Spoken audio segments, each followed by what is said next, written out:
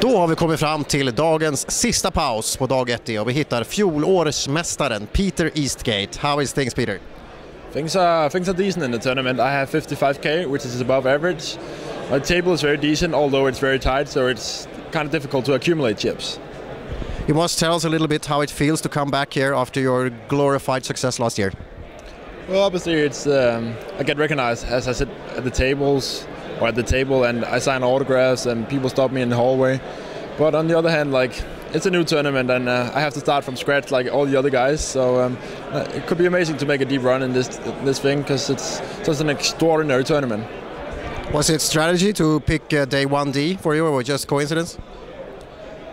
Kind of forced to do day 1D because I had other activities the other days. So it wasn't really my choice to pick 1D. It is pretty chaotic here, I think. Do you feel anything about that when you're playing? No, I can hear by the surroundings and people mumbling about something being chaotic, but as I sit at the table, I don't notice the chaos. If 2008 was a great year for you, how has 2009 been, if you would describe it shortly? Well, for the tournaments, it's been good. I think I've made a little bit of profit as I won 350k at the PCA Bahamas in January, where I won a 5k side event. But in all the other tournaments, I've played very bad, and I haven't made it into the money. So yeah, it's been a bad year if you exclude the win at the Bahamas. And for the cash games, I've been playing really bad, and I've got my ass kicked a little bit. So yeah, I lost quite a bit of money. So hopefully I will drop down in stakes and make a profit in the future.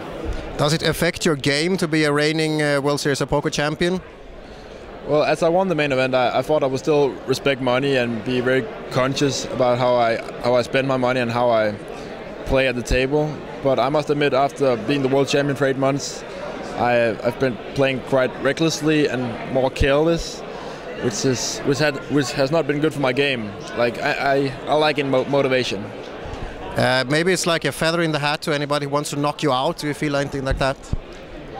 Well, I've only been sitting at one table throughout the whole day, and they haven't really been trying to get me. Like, I would actually wonder if they've been loosening up a little bit more, because the table is so tight, it's a little bit boring. But on the other hand, like, it's really difficult for me to get knocked out, as they're not really doing anything. So yeah, it's sweet. My table is sweet. Has it been any interesting hands that you can tell us about? Not really that many particularly interesting hands. Do you have any certain strategies when you're going into this main event this year? No, you can never have a preset strategy. You have to take it hand by hand and player by player and card by, like, you don't know how the card distribution is going to be and how your table or how your opponents are going to play. So there's a lot of factors you have to adjust to, which you can really predetermine. So that's why you don't really have a preset strategy.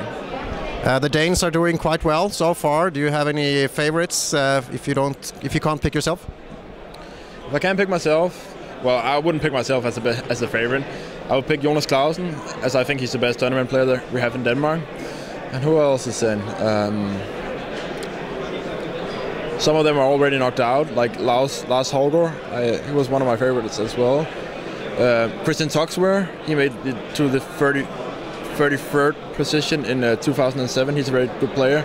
Mark Peterson would be my third choice. Those three guys are my picks to go deep in the main event.